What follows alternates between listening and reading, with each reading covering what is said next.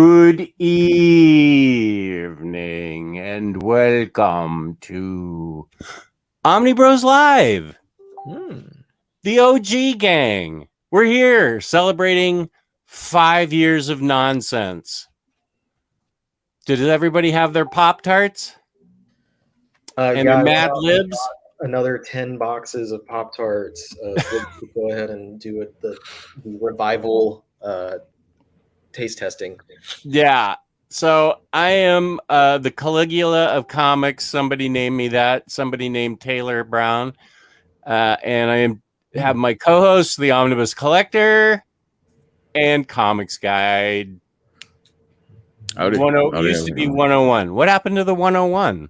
I have no clue. Honestly, I really don't know. I have. You lost the 101 and you can't find it? Yeah, I guess so. Change it, evolve to Comics Guide 411 or something. If you were the Caligula of comics, I guess I'm the Hamlet of comics at this point. I don't know. Here we have pre-show Omni Dog with he was here just for the pre-show. That's a great avatar. Thank you, pre-show Omni Dog. Only way that Omni Dog would be here for a manga. Yeah, no, we're not doing real manga, fake manga. This is the search for more money, Omni Dog. I don't get that one. Am I looking? Well, I'm selling stuff, so I'm looking for money. What are the other comments? Did Commander Monkey say something gross, highlighter? Because I couldn't find it. Did he delete it? And then here's does anybody understand this? The search for the metallic chartreuse Omni Dog. What's that a reference to? No clue. Riley, any idea? I don't know. I'm so dissociated. Metallic chartreuse. Metallic chartreuse. Good job spelling chartreuse right, but can you tell us what that? Where's the reference? What's the reference? And then Something Wong. Congratulations on 5 years, Omni Bros. That's probably racist, but it's also funny, so I'm not going to comment on it. Except I just did. The Mutant Menace. Woohoo! Happy Omni Bros anniversary to you beautiful boys. Oxmeat Pete checking in. James Abel. And the search for merman is gotten to okay. Rose Gray, thanks for the delay. Had to clean the litter box and give the cat his meds. We were discussing we would have loved to have had a clip show, but none of us are editors enough or care enough to go back into the archives. But here's some of the moments we would have liked to have relived. Riley getting drunk. And wrecking. What were you? You were trashing Civil War II. Civil War II was trashing me. You started out with just about that much of some kind of bourbon, and you progressively got angrier, but you stayed coherent and very. On topic too. You what? I was on topic because there was like it was like a laser focus when that was happening. Like there was the absolute focus on like let's trash this book, and I'm gonna explain why this book is so bad that it's led me to feel as if I needed to drink. And I will tell you right now that that is the last time that I believe that's the last time that I have been drunk. Right. That was like 2017. You haven't had a drink since then or so? I've had a drink, you know, a beer here and there, but I don't like I haven't. Oh, you haven't been okay. You haven't been drunk. Not that I can think of. I haven't really had any like hard liquor either because I've since then found just like the adverse effects that every type of liquor does to my body, and it's always like strange physical pain, basically. So we had the pleasure of seeing your last drunk live on YouTube. Basically. Yeah. And you stayed very articulate, which was very impressive. Another clip would have been my breaking my tooth on hard crust pizza. I ended up having to have an implant. I also had Little Nemo out. And was it just you and me, Lou? Talking, or was it Riley too? For some reason I feel like it was just you and me for some reason. I wasn't there for the fucking Nemo. Like that was one of those where, like, afterwards everyone was talking about it in the chat and I was like, hold on, what? I think it was just me and Lou. I wasn't. No, that wasn't me, man. I wasn't on that one. Oh no, I'm pretty are you sure? Yeah, because I remember losing you as I picked up my laptop and the Coke all went into the motherboard and fried it, and I lost the whole thing and had to do it from my phone. I don't remember that. I don't think I was on that one, man. All right, let me contact Gio. He'll tell us. Gio would know. Yeah. Oh no, I can't lose that. That's the whole thing of the whole thing that we're doing. Yeah. Let me ask Gio if he can tell me. At Gio, who was on when I spilled? I know this is amazing broadcasting for the audience, but when I spilled Coke on my laptop, we'll get back to whatever. Okay, so I asked Gio and he'll tell us because he knows how to look it up. And we lost the Omnibus Collector. This is riveting television. I know. I stopped. Do implants hurt, Jess? I have to get one. Just make sure you get enough Novocaine and pain pills for afterwards.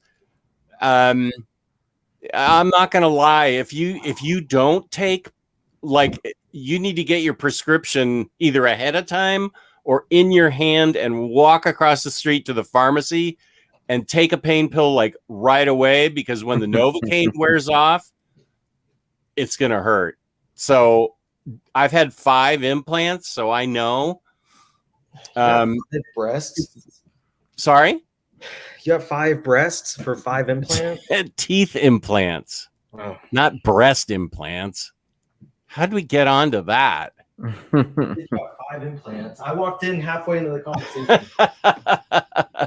So yeah, basically, like a periodontist is a dentist with carpenter's tools.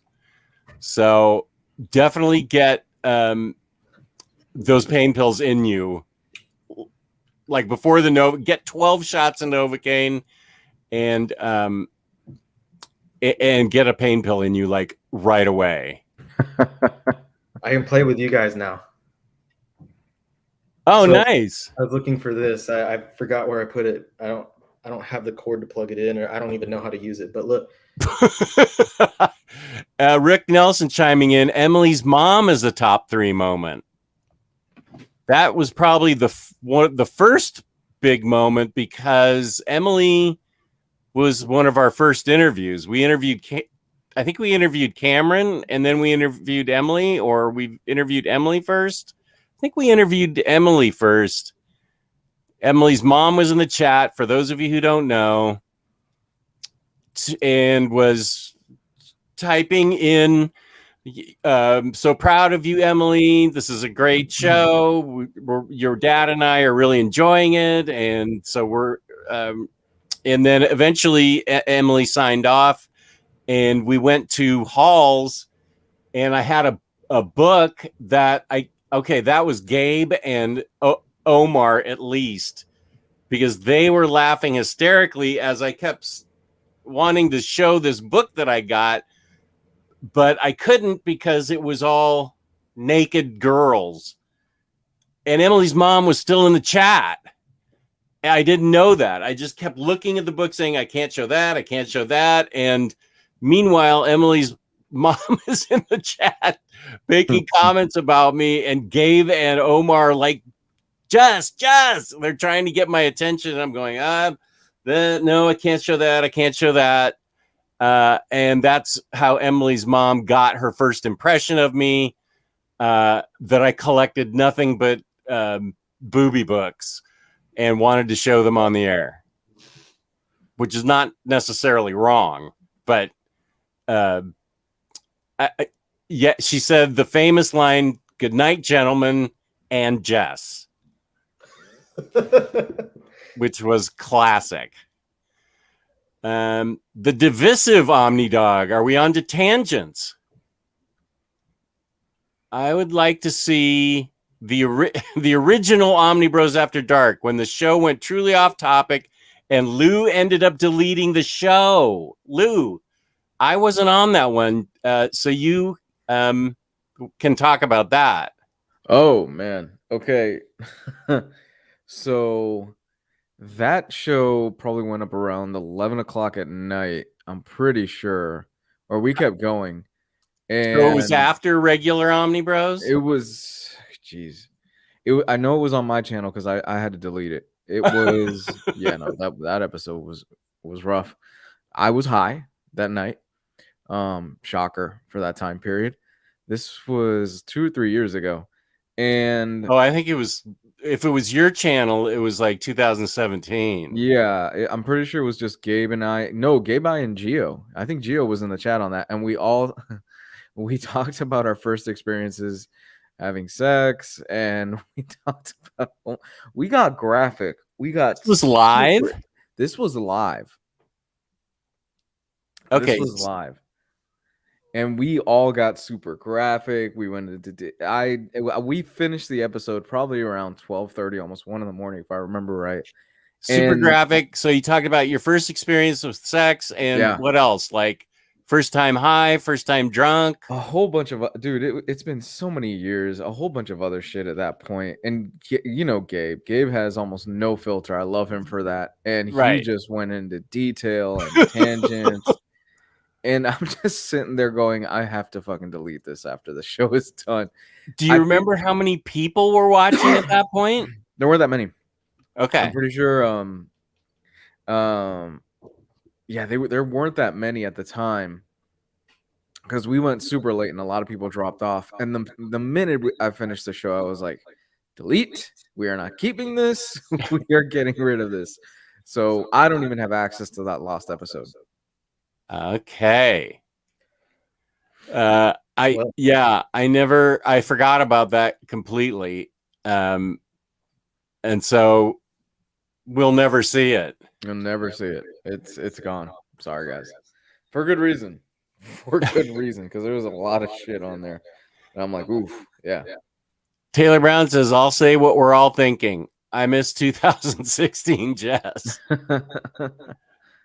Root beer floats every day. That was a special time. And buying like everything in sight. 2016 Jess was out of his mind. He was in pain. That's why I had, as usual, I was in pain this time from my knee, my knees. I was getting double knee replacements 6 weeks apart, and I was in a great deal of pain that year, like the whole year. I was on pain pills, so of course that's when I buy. Oh yeah, the pain pill episode, when I opened the box live and I said, I don't remember ordering this, because I had ordered it when I was on pain pills after my hernia surgery or my toe surgery. And I ended up getting Batman by Jeff Loeb. And I was like, I don't remember ordering this at all. That was a live unboxing. Why are all these episodes involving me? I feel like the only one I get is the drunk Civil War II, and then aside from that, it's when I come up with dumb ideas. Well, we have you to thank for the Pop-Tarts episode, which lives on in infamy. For the record, I had fun. Me too. That was great. I got to eat Pop-Tarts. I love Pop-Tarts. My wife actually, before we did this, exactly. We were sitting in the kitchen. She goes, "Well, at least you got some wild berry." I'm like, "No, we don't." And she looks in the kitchen and goes, like, "What the hell, Riley? How do you already eat the box of Pop-Tarts?" I'm like, "It's been 4 days already this week, and there are 4 packs of Pop-Tarts per box." So I have eaten the Pop-Tarts. That is, first of all, that's a very nice picture of Megan. Every picture is a nice picture of her. Well, that is true. That's a very good one, though. She demands a revival of the Pop-Tart episode. We got to eat Pop-Tarts, and it was a taste test, and we thought it was going to be a good idea. And I think we ended up with like 10 viewers. It was a bomb. Not as big a bomb as the Mad Lib episode. Record breaking, man. Which would have been better if we could have gotten more bros. It was just you and I, you and me. It was just me, you and me. Which, I mean, we needed more bros for that one. Oh, here's a good memory. Taylor Brown says Riley fighting the table. Yeah, I thought about that the other day. I thought about that, like how momentous that was and how random it was that, like, because I don't even remember. I think the topic was because the Spider-Man game had come out, and so I was like, oh, let's talk about like superhero games. And then I was like, hey, I have a Raspberry Pi, like I can put on some of the old games and stuff. And I was like, oh, hey, look, there's a Fantastic Four game on the Game Boy. I never played that. And I clicked it. Like, I was just going through random stuff just to play around. So there's something going on in the background with the bootleg Twitch. So you just had your laptop turned towards the TV, right? Yeah, it was just, TV was behind me and I was playing games on there. And like, it was visible enough that people could see it. This isn't actually on. I'm not doing anything, but people could see it. It was obscuring my view of the computer. So I'm like, I don't need this. And yeah, I could not figure out for the life of me what to do to get past literally the first obstacle in this game.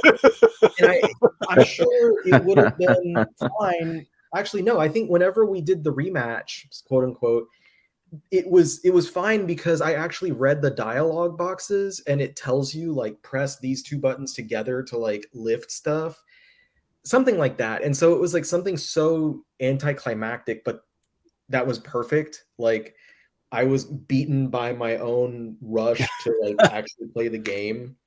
So I get to playing the game and I'm like, it was embarrassing. Like I'm just sitting there like none of these buttons are working. I don't know what the heck's going on. I can't move this damn table. I literally cannot move forward in this game beyond this initial room. What the hell?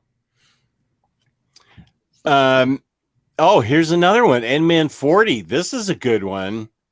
I like the Evil Riley story segments back in the day. I don't think I have any more. I think I exhausted them. But those were good. We had we traded evil stories, but I feel like yours were a little more infamous than mine because N-Man 40's not saying evil Jess, he's saying evil Riley. I think evil Riley lives on more than my things did. Was it just the 2 of us, or was it the 3 of us talking evil? Do you remember that, Lou? I think it was the 3 of us, wasn't it? Yeah, I feel like it was. Yeah, and Riley had done. Okay. Gabe said, I'm sorry. Gio says that it was Gabe and Omar that were on when I spilled Coke on my laptop. Yeah, Evil Riley involved. Let's see, GameStop stories, the movie theater stories. Mm-hmm. I think the GameStop stories were the funniest. I don't remember all, like, if I'm remembering the GameStop stories, one of them I must have told was like basically when I was holding a Star Fox amiibo for myself and some customer called me on it and they were like, your system says that you have one. And I'm like, for me. And then he got like this. I mean, like I tried to tell him like, hey, if you want it, I mean, you can have it, but it was too late. I don't remember what else. I've been thinking back on the movie theater stories, like things that happened when I was working at the theater for 6 years recently. Because there's a dude on TikTok that his whole shtick is just talking about stories from when he worked at the theater, and like more than half of them, I'm like, same. Like the same things happened to me that happened to this guy. Like he was talking about, and this one's a little gross, but like an old man that he had that was wheeling through his lobby, and sorry. And as he made it to the restroom, it was too late, basically. And it was strewn across the wall. Yeah. So did that happen to you too? That happened to me, but I did not see someone going through the lobby. And it was the theater I worked at in Houston, two floors, and I believe it was the upstairs back bathrooms. There was 2 bathrooms on each floor, and it was the one at the back. And the guy, I mean, it was a guy because it was a guy's bathroom, so I'd have to assume it, like, just everywhere. And we found it after, like, the fact. Like, the person had just gone and left, not alerted anyone that there was a mess. And, like, I opened the door probably to go use it myself, and I was like, nope, and immediately did like a Grandpa Simpson turn around, like grab and I, unlike this gentleman who was telling his story about that same situation, where like he's like, yeah, and then the employees went in there and had to clean it up. I did not do that. I grabbed some poles and sanctioned that bathroom out and printed an out of order sign and left that to be handled by someone else who was getting better than I was. I'm pretty sure I'd have done the same thing. There was no way. I mean, if it was the only bathroom that we had and it was like a health issue type thing where like we have to have one working bathroom, then that'd be one thing. But like, is one of 4 bathrooms, it's fine. I'm going to sanction it off. No one wants to use it. That needs deep cleaning anyway. That's the supplies that we don't have. Near mint condition checking in. Happy anniversary, my dudes. Also, Emily's mom is my favorite moment with this gang. Near mint condition, would you say that's one of your favorite moments on YouTube? Also, I remember you're laughing hysterically with Gabe. So would you consider that like a milestone in YouTube, or just with this gang, as you say?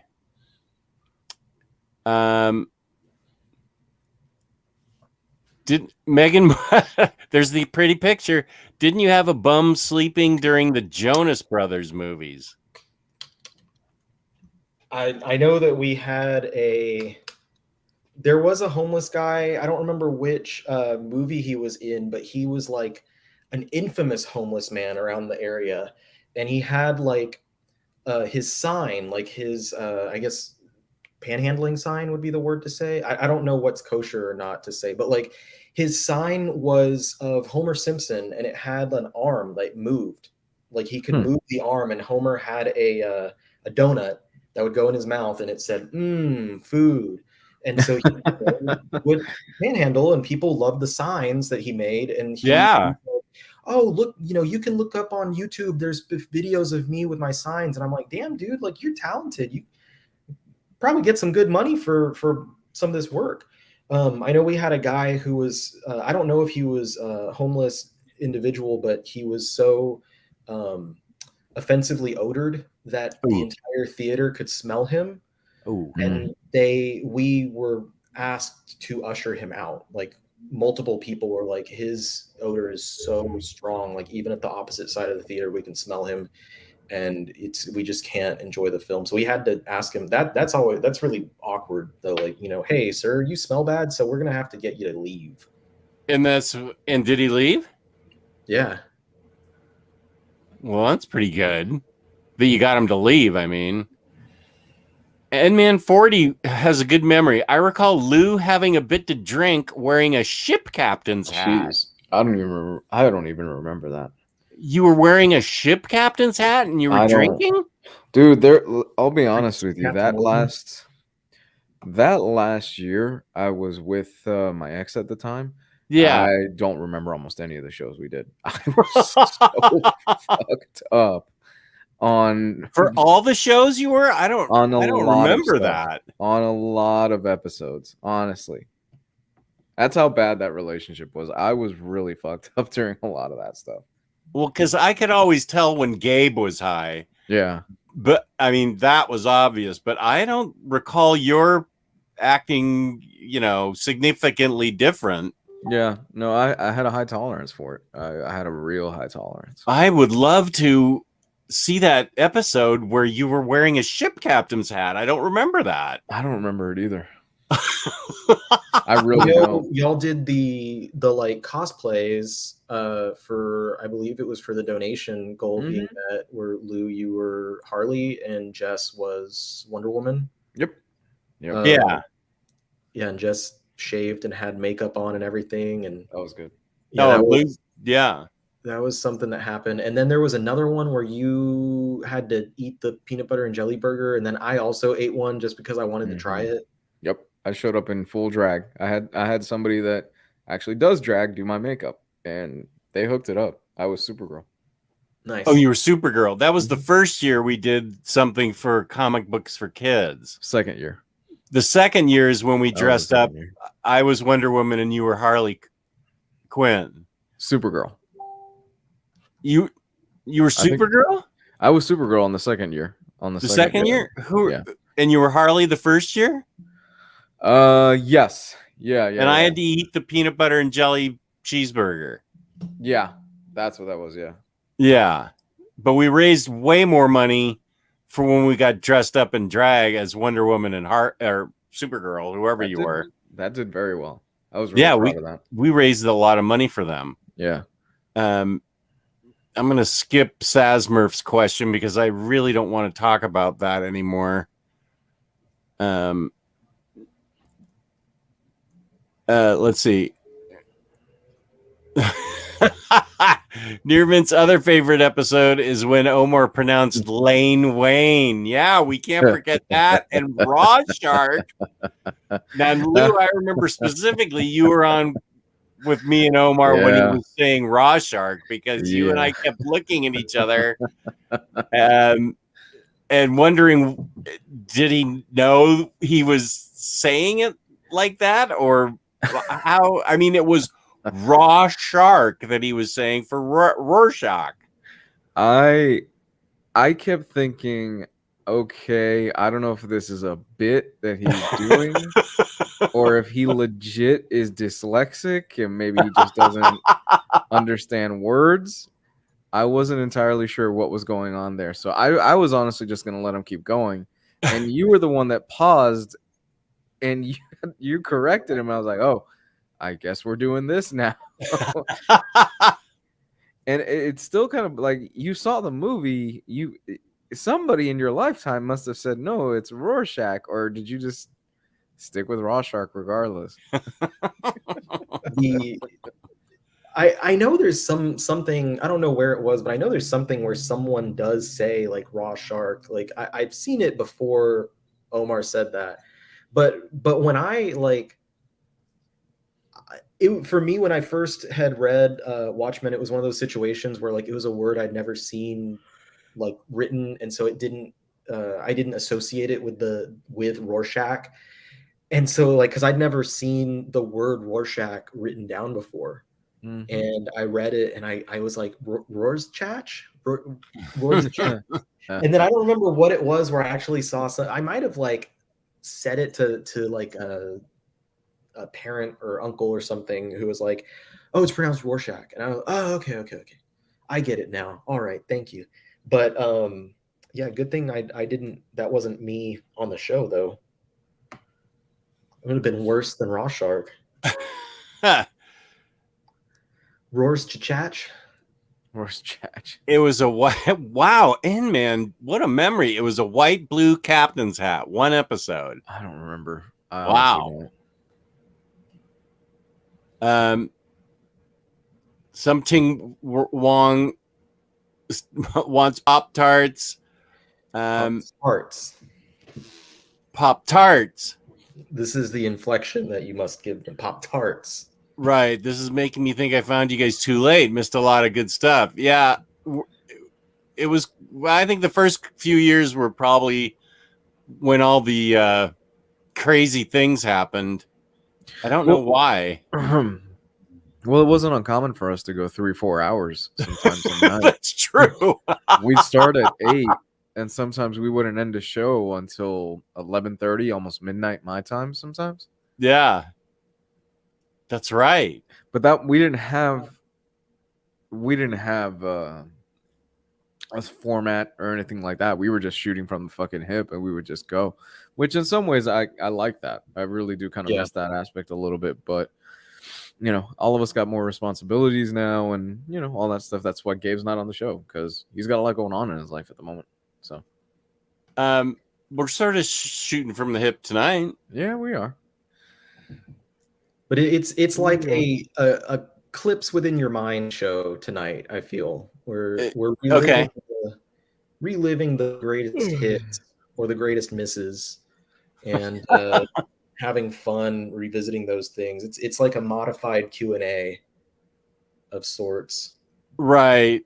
Jesus. There was a good solid year where I could not get through a live stream without shitting on Kelly Sue DeConnick, and I apologize for that. I really do apologize for that. Even though I still don't care for her writing. I still don't, but I still apologize. I think that's funny that you're apologizing. Didn't we nickname you Kelly Lou DeConnick? You did. You really did. I would shoehorn that shit into every episode that I could at the time. Now we've moved from what were we, Transformers, and now we're serial themed. Right. Oh yeah. We were Transformers for a long time. I'll always remember the Valiant hype train. Valiant, I am proud of that fucking thing. The Valiant hype train we push. I am proud of that. That was an amazing moment. It was late 2017. Yeah. Like, I think maybe December. Because in January, I had picked up all the books that I wanted to read, and I had started in January of 2018. So I feel like we started the hype November or December. Mm-hmm. And that was a huge hype train. Yep. And we created it just by talking about it. I feel like it was more you and Riley talking about it, but I was agreeing with you because I wanted to read it. Did you guys ever even read any of Valiant? I had already read a lot of Valiant. Like, okay, talking about that stuff, because I was already, I don't remember the exact conversations, but like I was saying, oh, Exo Manowar is great and Harbinger is great. Harbinger Wars was great. And like talking basically just like, I really loved all those series. I sold all the paperbacks, but I've been wanting to get the deluxes, and I wound up, getting the deluxes, but it was, everyone else was like, whoa, yeah, those are good. And it's one, like the hype maybe begins talking on the show, but then it transfers over to like Facebook group, and then that just bubbles over to like everyone jumping on something at once. But it's funny because there are so many of those, like those hype trains, so much of it goes into like people buying out of FOMO and then not actually reading the thing after they buy it. And then you go years from now where like everyone's schlepping them off and selling them again because it's like, oh, I bought all these books that I never even touched and looked at or thought twice about because of all these people buying the same thing. So it definitely evolved from there. But I'm trying to think of the other hype trains. I know like we did definitely hype up Berserk early on the show. Like Lou, I know you were involved with that too. Mm-hmm. And we all went on that one. We went hard on that one. And it was a time where part of the volumes were not in stock. And so like there was definitely this fear of, the fact, I mean, again, FOMO, the fact that some of these volumes might go out of stock and stay out of stock, because I wasn't so familiar with the fact that the series would be evergreen by Dark Horse. And now I realize, like, okay, well, obviously this series is going to stay in print forever. But at the time, I'm like, oh, shoot, like these volumes are not available here, but they're available here. I better jump on them once they become available. And that happened. I even read Berserk, that first book. Yeah, you read the first one, and then the good stuff gets in there at like, I mean, not to say the good stuff, like it's all good, but like the stuff in the very beginning is not as monumental as the stuff that follows. But I'm not telling you have to go back and do anything. Well, thank you. That's exactly what happened with me. I read everything of Golden Age, and I was like, Jesus, this is amazing. The writing on this is fantastic. This is Berserk still? Yes. That includes the first 13 volumes of Berserk. I'm like, Jesus, I don't think I've ever read something like this in comics and manga. And my dog just flipped the fuck out. So I don't think I've ever read something like that. And to be honest with you, it was incredible, honestly. Here is a big compliment from Something Wong. You guys all helped me get through the pandemic last year, and even before that. Thank you. Thank you, Something Wong. That is a huge compliment. Appreciate that. The Raw Shark Redemption Omni Dog says, was there a collective decision to mellow out over the years? I think it just happened organically. I don't know. We grew. We added Gabe and Omar and Gio. The three of us. We went to 6, and now we're down to 4. Maybe that changed the dynamic, having 6 of us. I think taking things more, because as Lou was saying, like we were shooting from the hip, and I think we started taking things more seriously, like trying to organize, doing more shows since we had more people and there was more demand for these things. We got a sponsor that I forgot to talk about. Well, yeah, that was a big deal that we got a sponsor. And okay, wait, let me take that comment down. Sorry, InStockTrades.com. I forgot to mention that you're our fabulous sponsor, where you can get your collected editions up to 50% off. Loyalty discounts add another 2% to that. At the end of every month, we always give away a $50 gift card, courtesy of InStockTrades.com. $50 or more in an order gets you free shipping in the U.S., fabulous customer service, fabulous packaging. That's InStockTrades.com. We added jaw harps into the mix. That was actually your idea. You showed up with a mouth harp, and I went upstairs and grabbed mine. Where's yours? Is it in here? Oh, no.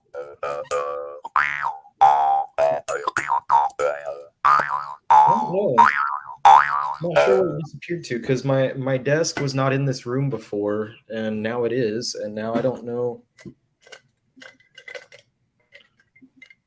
That might be one of the things that changed the dynamic, is that we did get a sponsor. But although Gabe never seemed to care. So we did, I don't know, maybe that helped focus us a little bit. But yeah, we were shooting from the hip more back then. You're right. Cleveland Brown says, I bought those Valiant Deluxe HCs because of the hype from the Omni Bros. Don't regret it. Had great stories. I agree. I did read a significant chunk, and I fell off it. I'd like to go back. I'm going to have to start from the beginning, but I really liked a lot of what I read.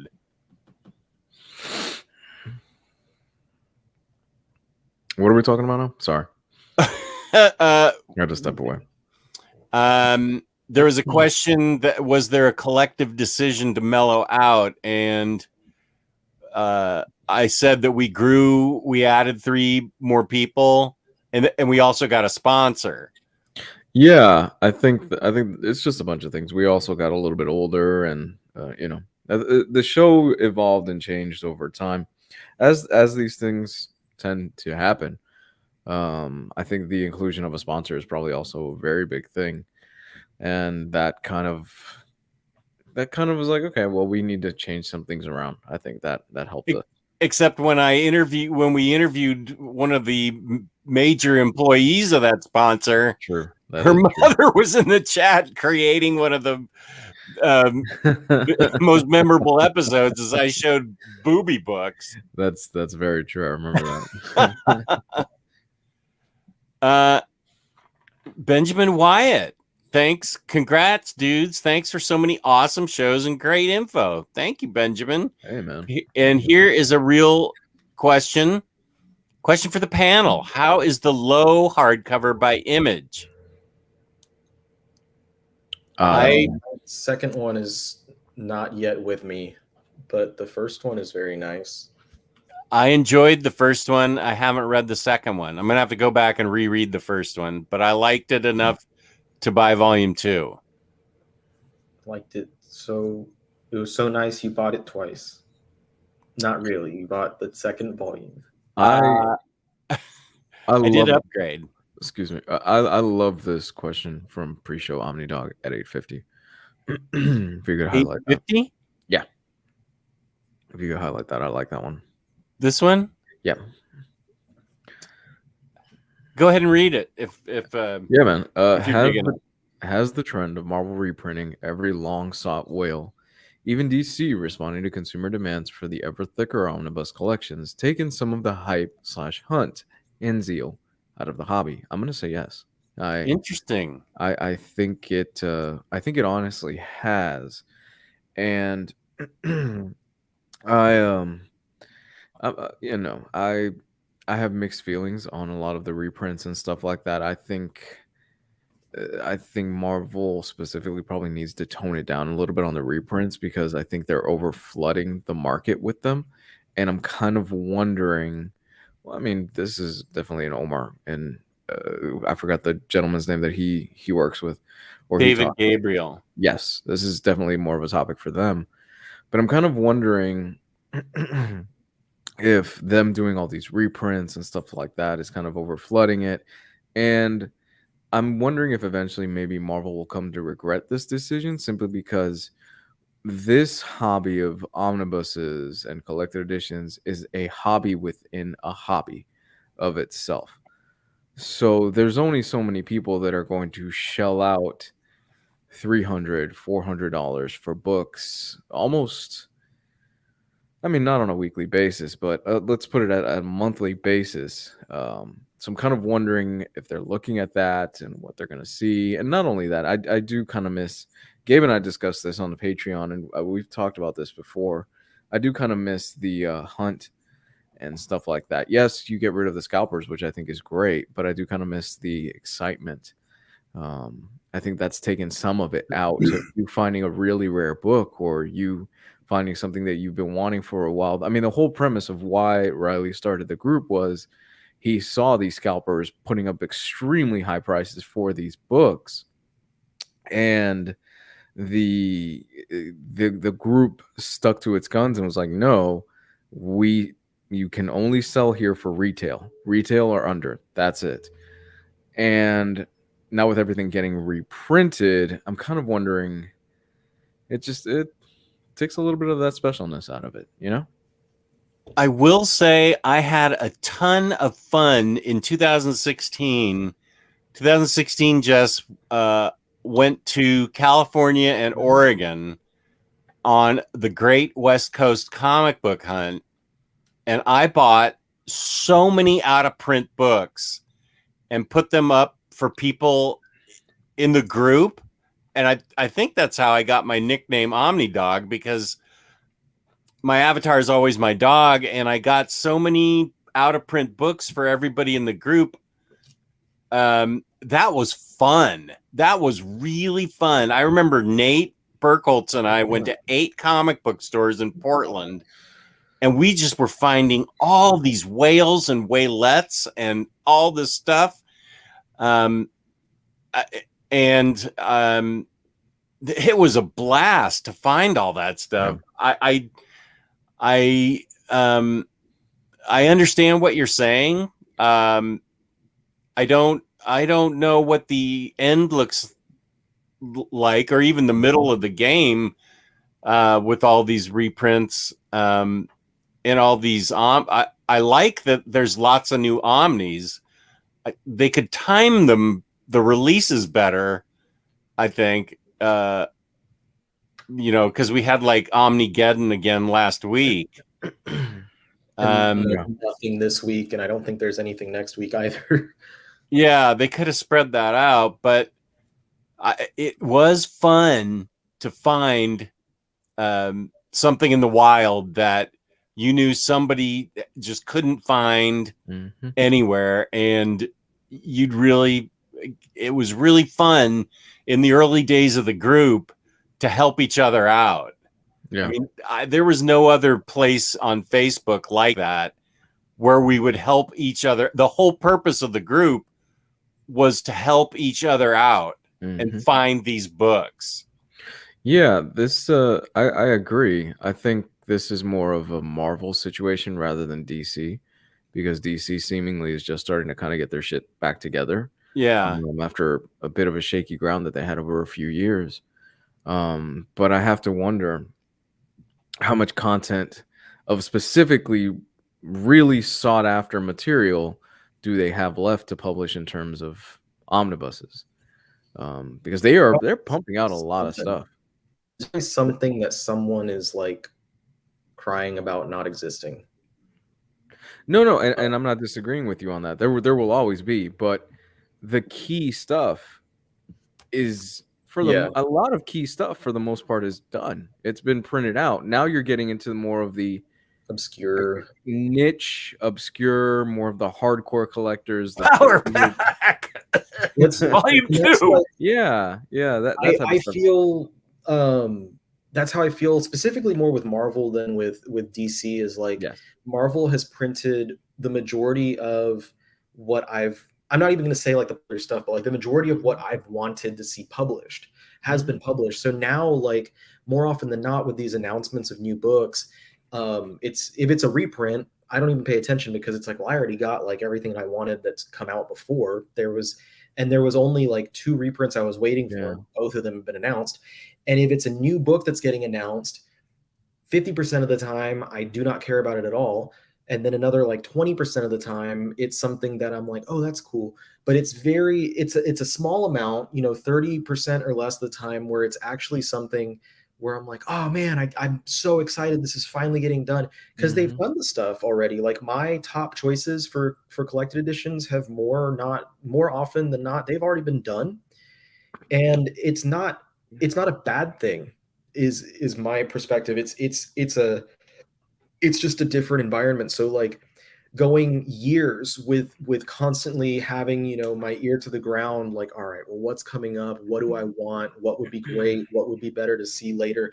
Like whatever these different ideas that I had, now it's like, well, it's getting done. Like my dream is realized.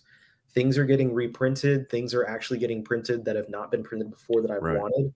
Are there things that I want? Always. But now I have more of a sense of confidence when it comes to Marvel, at least, that like pretty much anything that I want outside of like Red Hulk by Jeff Parker is going to happen. Like I can guarantee, like we get stuff like Jess was saying, Power Pack, which was something I actually wanted, and I bought both Power Pack books. We're getting those kinds of things that like years ago we would never have thought of. And I think it's going to slow down. Like what's going to happen is, now that everything is having been reprinted already, they're going to stop making such a huge deal out of upcoming reprints. And I think it's going to be more just keeping things in print. I think it has to. Which will make more sense for the market. I honestly think it has to. Again, I'm not an expert in this or anything like that. You could go talk to Omar and David Gabriel about that stuff. But I honestly think it absolutely needs to slow down with the reprints, or even stretch them out a little bit more. I mean, how many omnibuses did we get this past week? Last week. Last week was like Amazing Spider-Man 5. Okay. Fantastic Four 3 and 4. Okay. And another one. There were like 4 big. Probably a Conan. No, okay. I don't think it was a Conan. There's always a Conan or one of those related. I feel like Conan and Cole. This week is a dead week, right? Yeah. Okay. I think next week is the same, unless there's something from DC. And that's a problem. Yeah, there was too many last week, but they're not getting snatched up like they were last year. That's true. So they're still in stock at like IST longer, so you don't have to worry about Fantastic Four DM variant last week going out of print in 30 seconds. It's probably still at IST this week. Yeah. So people can spread it out. Last year's Omnigeddons were much tougher because they were getting snatched up really fast. Like 20 minutes and you would see something wrong. And that was like 100% just the market having changed and the amount of copies being printed not being able to match that change. Right. Which is good. I mean, it's good that a lot of these stuffs are. I'm not against reprints. I should say that. I'm not against people getting these books. I'm happy. If people want to get these books, absolutely ecstatic. I'm more of curious to see what's going to happen in the next year, the next 2 years, in terms of the output and stuff like that. Because like I've said, a lot of the stuff that we wanted has gotten reprinted or has gotten printed out. What's left? In terms of Marvel specifically, I'm not DC. Good Lord, DC has a whole archive they could still mine. They're just not doing it. Jimmy Olsen, Lois Lane, absolutely. Sugar and Spike. Absolutely. Yeah, no, absolutely. They have a huge archive that they can go through and they can start putting out books. For Marvel, it's more, a lot of it's been done. A lot of the really key stuff that a lot of people that I can see will be clamoring for has been done. And it's going to be interesting to see what's left and what are they going to do next stuff year. Is like, you know, the rest of the X-Men stuff, the rest of the Spider-Man, like those are things are going to happen. They're not, it's not a question of if now, it's a question of when at this point. Right. Okay. Also last week was What If McFarlane's Spider-Man, Jesus, and Remender's Captain America, and Cosmic Ghost Rider. Okay, see that again, that's kind of like 7 Marvel Omnis. Right. And I'm curious as to what the mindset is behind that. Just to kind of put it into perspective of what Nike does and how they do it is they don't just drop 6 or 7 Jordans at once or 6 or 7 Dunks or same thing with Reebok and Adidas. They just don't drop them all at once. They space them out throughout the year. And I don't know. I think it works a little bit better if they just maybe did that versus people having to worry. I've got to drop my whole paycheck on a single week for books.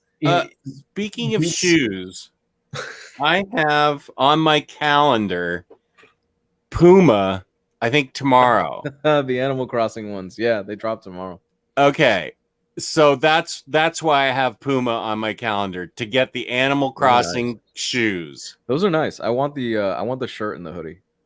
The shirt and the hoodie. I found the girls ones and sent them to my daughter, and she said, "Well, I love them, but I don't want to use up that much of my Christmas gift on those." And I said, "When it comes to nerdy things, there's really no budget. I will get you whatever you want that's nerdy." That's fantastic. If it's practical, your mother's going to give it to you. If it's nerdy and kind of useless, I will give it to you. So she hasn't decided yet. I need to hit her up again and see if she actually wants them. Mm-hmm. But the girls' ones, I think, are even cooler than the guys' ones. The girls' ones are super colorful. The shirts? The shoes. Oh, yeah, I actually like the girls' shoes a lot more than the guys' ones. I think they look better. I like the girls' ones too, but I also liked the guys' shoes. Mm-hmm. I'm not. I think you're more of a kicks guy than I am. Mm-hmm. But I can see myself wearing Animal Crossing shoes because I got a shirt and a hat. Why not shoes? Yeah, no, I really want the shirt and the hoodie, so I might be eventually ponying up for that. Not right now though. Okay, so you don't think they're going to sell out or go out of stock or something? If I was you, I would go for the shoes because the shoes are probably going to sell out pretty quick. Oh, pretty quick. So I should be on the Puma site. What time do you think? 10 a.m. or 10 a.m. to noon my time. My time's your time. So 10 a.m. to 10 a.m. be on there, or 10 a.m. to noon in that ballpark is what I would recommend. Okay. In that range. See when they go live. Do you think the girls' shoes will sell out? No. Okay, just the guys' shoes. Just the guys' one specifically. I doubt the girls' shoes will sell out that quick. Okay. That's good. I'm glad we talked about this. Thank you. Now everyone you're gonna have to fight everyone that's watching to get those shoes as well. Wait, do we have any shoe questions? Some no, I don't think we have any. Puma done the Godzilla range a few years ago. What I totally regret not getting, says Marvel Bab. Yeah, a lot of the stuff, the collaborations that Puma have done, that Nike have done, and stuff like that. That stuff tends to go pretty quickly. There was the NES. Puma, I think, did NES ones, or was that Adidas? They did NES shoes that I showed you guys in the chat a few months ago that I thought were really cool. They were really nice. That's NES, the gaming system? Yeah. Yeah, they did a pretty dope collaboration with them. The homers that I showed you that were like designed after the car, the flaming mows and stuff like that. So they've done some interesting stuff over the last few years. Did those sell out? Yeah, you got to pay resale for those. I did dig those homers. Yeah, you're gonna have to pay resale for those. Oh, well, I'm not doing that. I mean, I liked them, but I'm not going to go on eBay and pay what, $300 for them or something. It depends.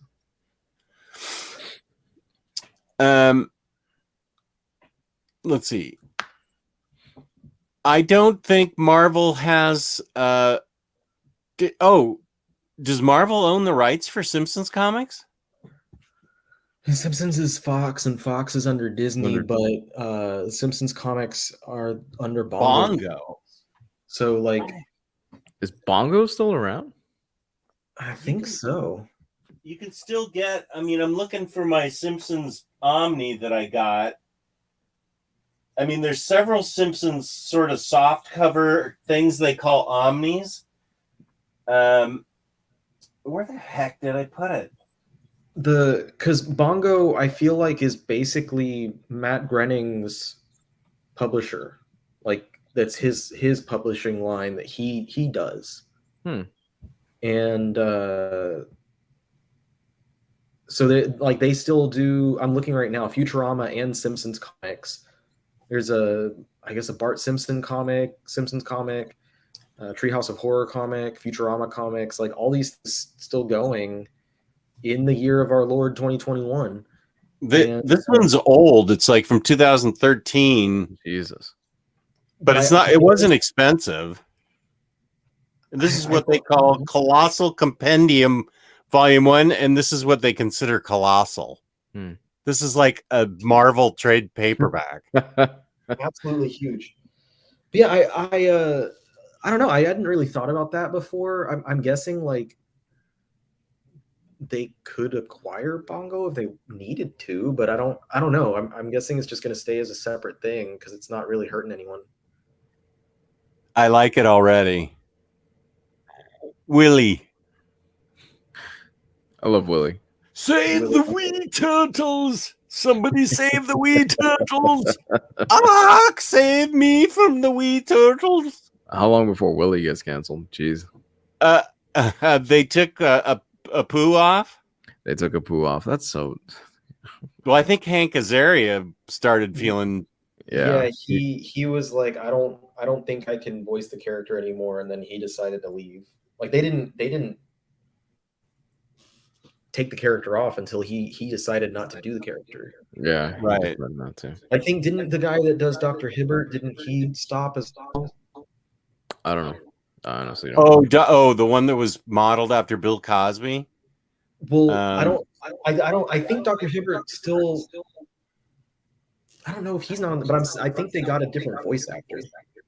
Oh, for Dr. Hibbert? I feel like that was something that happened.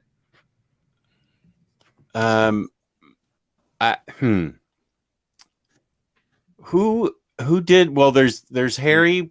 What's his name? Harry. Kevin Michael Richardson is voicing him now. Who did him first? Kevin Michael Richardson. Who used to do him? Harry Shearer. Harry Shearer. Oh, Harry Shearer. Harry Shearer does so many voices on that show. So yeah, he got recast. Huh. Maybe is Kevin, whoever you said, is he? Maybe he's black, and now he's doing a black character. Yeah, because they said they'd rather have. I don't know if this one was also Harry Shearer deciding to leave the character like Hank Azaria did with Apu, but it was the decision to have the role given to someone of the of the same background as the character.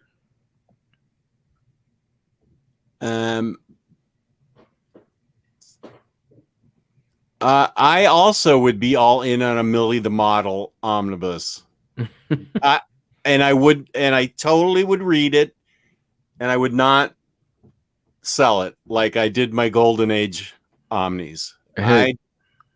Sorry. What? No, go ahead. I was done. I was gonna say it's September 18th, Jess, not tomorrow, that the Puma stuff comes out. I was just looking at it. Oh, September 18th? That's Saturday. It's Saturday, yeah. Oh, okay. Well, okay. The Millie the Model is the type of stuff that we're going to start getting. Like 2023 Omnis are going to be stuff like that. We're going to start seeing the more obscure things coming out. But the catalog will slow down by that point. We'll have, back down to like maybe 30 to 40 books a year instead of like 5,000. Well, Lou's absolutely right about DC and their archives. They actually have a ton of Golden Age, Silver Age, and Bronze Age stuff of all characters and all groups and everything that they could be putting out in any form of collected edition. There's a ton of stuff. Remember when we were supposed to get that Man of Steel omnibus? Yeah. Never forget. Right. I have a feeling like as soon as they finish releasing the hardcovers are gonna be like, all right, here we go, the actual omnibus now. Yeah, honestly, if I was a collector of physical media like that, I would probably try to hold out on those hardcovers because you never know. We might be getting that omnibus sooner than we think. That's what I do now more. I've cut like the collected edition comic purchases down significantly because like with the way the market is now, it makes it easier for me to make the assumptions of like, I don't need to buy that paperback because down the line, I'm eventually going to want to upgrade it to the hardcover anyway, which if more people think like me, then it's going to kill the paperback industry. But like, there's always me. But there are a lot of people who prefer like the other formats. Like I sold a bunch of stuff a couple weeks ago that was just like, paperbacks that are getting upgraded later on, that Omnis are coming out. And there are a lot of people who enjoy having the paperbacks, and that's cool. That's fine. That's not me. My thing is obviously the hardcovers. I prefer that.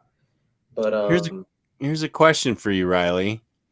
Is there anything other than X-Men Volume 1, Omni, you're looking for? The only other reprint that I was looking for was Captain Britain, and we're getting it. Because prior to that, I think I had a list of like 5 reprints or 5 Marvel Omnis that I was looking for, and one by one they started getting reprinted. I don't even remember what all of them were at this point. I think Punisher by Ennis, Punisher Marvel Knights, and Silver Surfer by Jack Kirby and Steve Ditko was another one, and those 2 already happened, and there must have been one more. But that X-Men Volume 1, I've said it for like years. I was like, I'm waiting on that to get reprinted because I don't even want to spend cover on that. Like, even if I found a copy of that for cover price, I wasn't going to pick it up because that stuff is horrible. It is terrible. I know it's for someone. Like, there are people that like it, and like it's fun to look at the artwork. But even freaking like Jack Kirby was phoning it in on that book. I swear. That was he was not turning in the like, he was doing so much work elsewhere that they had to cut corners somewhere, and that was it. Like, when they say like, X-Men started with Claremont, X-Men started with Claremont. Like, that was my pulling out of Afghanistan. It took way too long for me to do it. It was horrible, and I'm pretty sure a lot of lives were lost. I will say that's an awful analogy. God, the period, the stuff in the second volume specifically by, I've said this so many times, but stuff specifically by Neil Adams is great.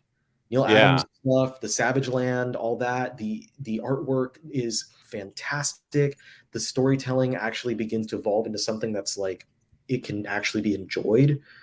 And then we go from there into the hiatus, and then eventually the Claremont era. And Claremont obviously did magic, and he turned it into a giant living, breathing soap opera of a series, and it was fantastic. But I'm definitely picking up that Volume 1 Omni when it hits, so I can finally fill that gap in my collection. But you don't want it, though. That's the thing, is you really don't want it. Yeah, do you want to pay $50 for it even? Are you going to read it, is my next question. will you slog through that? That is reference materials. That is a reference material. So you will take it. I'm taking, like, I'm not. I said I wasn't going to buy it for $100, but I will buy it for $50. The only thing now is it'll be annoying because, like, I'm guessing that it's going to have the new spine. So every single book is going to be like that. Like, every single book on my shelf of X-Men is all the old stuff, and then we just got the one with the new ones. I'm probably going to get very tempted to get the new spine on that, or get a custom dust jacket for that from one. Just the famous Kevin Paul Sason. Yeah, and I'm sure like someone will ask, and I'll just piggyback and try and make that happen for myself when we see it. Because what I know that, like, it wasn't supposed to be every Silver Age, or maybe it was only, so I don't remember exactly, but it wasn't supposed to be everything that's having that new design. It's just the Spider-Man one really annoyed. I just got my Spider-Man today. And which one? Volume 5. That one's annoying because not just because it's changed, but because like Volume 6 should be the last one before it goes into, it should sync up with the Roger Stern volume.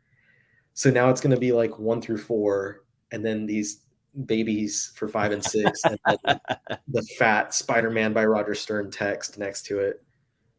Well, I mean, the beauty of it is with the reprint is that you would think the first releases with the proper spine that matches up with what you're doing is the price would go down. So you might be able to find that original X-Men for pretty cheap. That's a good point. With the reprint and the original.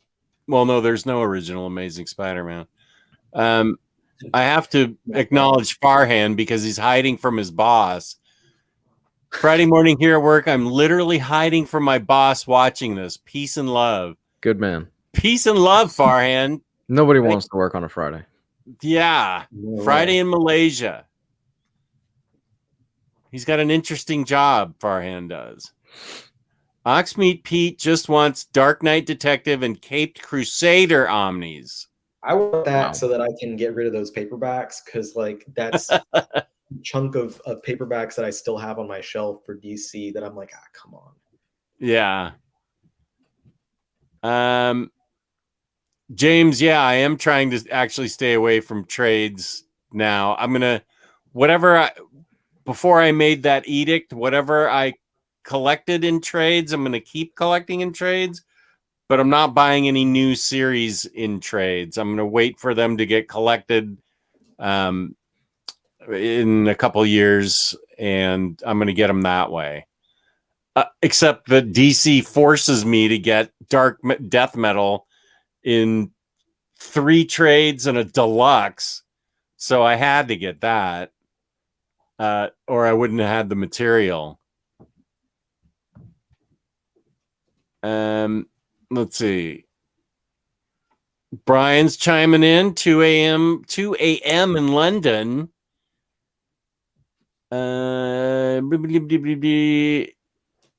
Jacques says if Uncanny X-Men Volume 5 has that spine, people will riot.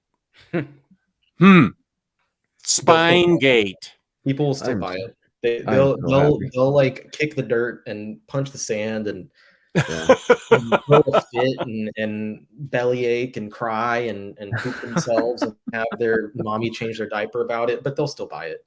I have to say, I've said this before. I am so happy I don't buy physical media of this stuff anymore, just so I don't have to worry about this stuff anymore, because that would drive me nuts. My OCD, it would drive me a little nuts. Yeah, for the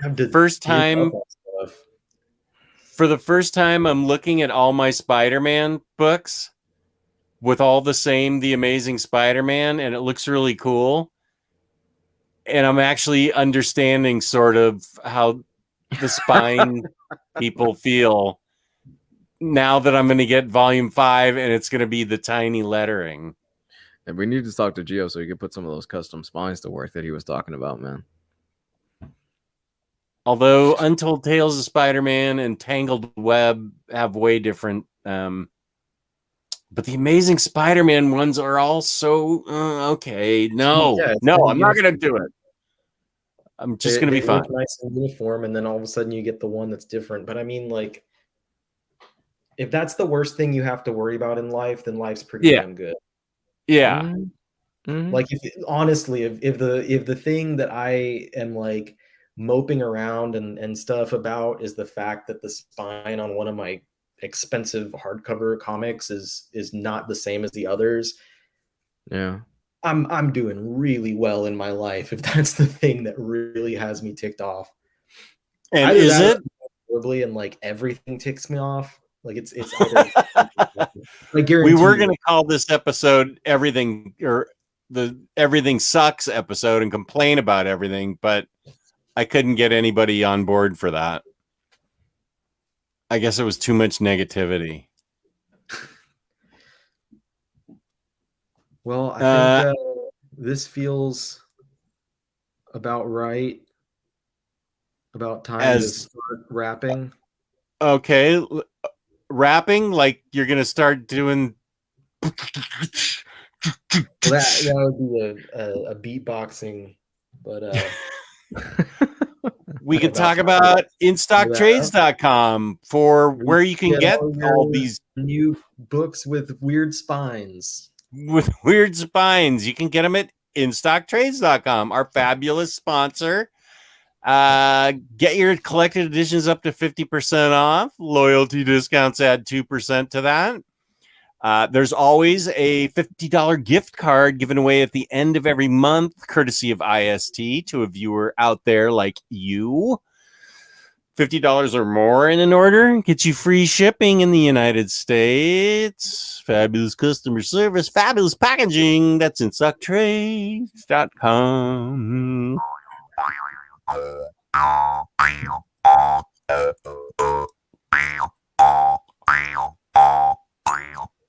Sounds like you're hitting your teeth really hard. No, I don't. It was hitting the. Oh, the metal. The bar. Yeah. Okay. I was like, yeah, man, don't break your teeth for the sake of us. When I was like 13 and I first got this thing, I did thwack my tooth really hard, and I thought I broke it in half.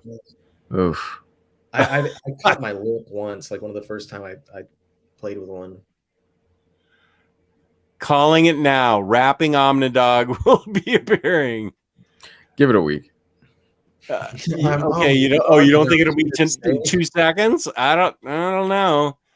Hayden chiming in. Volume 5 is the first that doesn't have a Stan Lee credited on the spine, so think of it as a new spine for a new era. That's some positive thinking. Riley and Jess, how do you guys feel about the binding and paper quality on some of these newer Omni's Epic collections over the past year or so? That seems to be a heated topic as well. I am also not heated about that. Are you heated about that? No, I'm not at all. Like the paper quality doesn't bother me because I prefer, as long as the paper doesn't crumble in my hands, I prefer my books to be thinner so that I save more room on the shelf. Okay. And the spines, I've never had an issue with a spine, and if I have, just fix it. Like I don't like, there are people who get so persnickety about like how tight the binding is on something. As long as it opens without like being like the mousetrap of the old DC stuff with the glued spines. Oh my god, yeah. I don't. I've seen people like getting really upset, like people who know exactly like what books are printed at what buildings and like what that means for the quality of the spine. And I'm like, y'all are going too far with this. Like, you're not enjoying this hobby anymore. You're turning this into a job like that, and you're not getting paid for that job. Good point. That is a good point. Y'all need to have fun. That's what comics are for.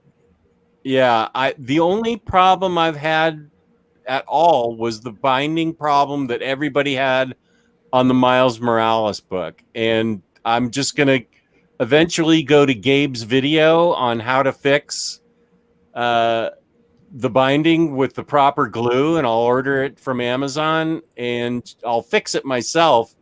I have not had a problem with any new omnibus as far as binding goes. And I'm with Riley on the paper quality thing. It doesn't bother me as long as I don't see through, like, as long, to the next page really badly, I'm okay with it. Yeah. It doesn't, we don't need these books to be as fat as that first print Amazing Spider-Man Volume 1. That thing's ridiculous. I think that's the one I have. If it's like twice the size of any of the following books, then probably. I'll tell you what book is gigantic is Fantastic Four #1. The original? Yeah, the original's like the new Green Arrow one. The white box. Yeah. Yeah, that one was ridiculous as well. Yeah, that was really thick paper. And maybe people prefer thick paper. Okay. It's out there for you. James is asking about this, my most fun recent purchase, and that's Iron Spidey. James is asking, let's see, where is it? Have you been playing with your tentacles on your Spider-Man from last night?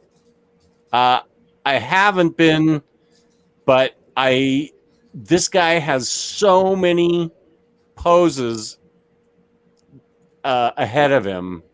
This is so well made and so cool. I am just really excited about playing with him. I'm not shy about saying it. I'm gonna have fun with this dude. He's cool. I gotta bow out, guys. So it's getting kind of late.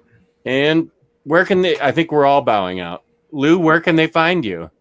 Comics Guide 101 on Twitter and on YouTube. I just put out the Ed Gein review a few days ago. Go ahead and check that out if you get a chance. Has Jacques had to look up persnickety? Learned a new word today. Thanks, Riley. Persnickety Riley, where can they find you? You can find me at my channel, the Omnibus Collector, and Giant Bulletin. If there happens to be anyone that is not already subscribed to my channel, my goal is to hit 40K by tomorrow evening so that I can do a live show before I go visit my parents for the week. And right now I'm at 39,723. So we're less than 300 away from hitting the goal. So if anyone watching the show is not already subscribed to my channel, do that now and help me to reach this goal. It's gonna be really close if it doesn't happen.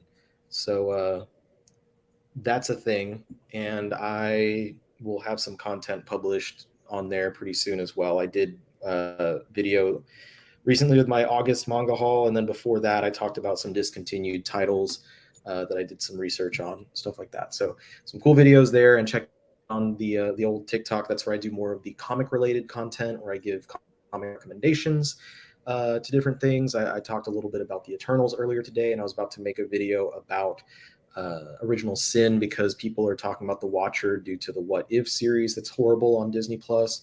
And yeah, that's Twitter, Omni Collector, Instagram, the Omnibus Collector, all that good stuff. I am so happy you're in agreement with me and Gio on that. I watched like all of them today, and I was like, this is boring and terribly animated and terribly voice acted, and I just do not care about any of it. And I sent to you guys, but I told my brother-in-law, I was like, man, Batista was offended that they didn't ask him back, but I wouldn't want that credit smearing my he dodged a bullet resume. Yeah, he dodged a bullet on that. Yeah, me and Gio, there are some high points. Me and Gio talk about it on the Wednesday show, but for the most part, me and Gio are like, we don't really like this too much. I haven't seen it yet. I'm still stalled at Loki episode 3. Just watch the Doctor Strange one and watch the Zombies one. Those are probably the best ones so far. Oh, I really was looking forward to Peggy Carter as Captain Britain. That's not good? That's the worst one. Oh, shoot. That's the one I wanted to love the most. That's actually the worst one. Yeah. That's the one that interested me the most. It's the worst. It's probably the worst one, to be honest. That's funny. I'm screwed. Shoot. You can find me, OmniDog, not the Caligula comics. I forgot to change that. I am OmniDog on OmniDog's Vault on YouTube.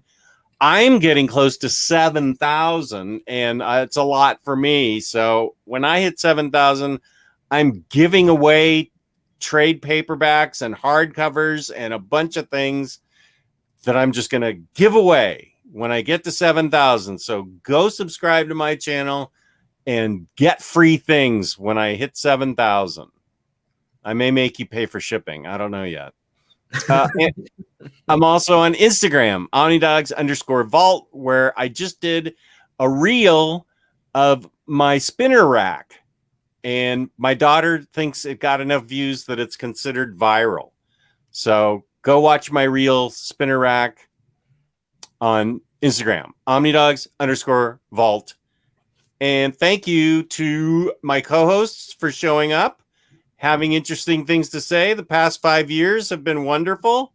This has been a great 5 years, I think.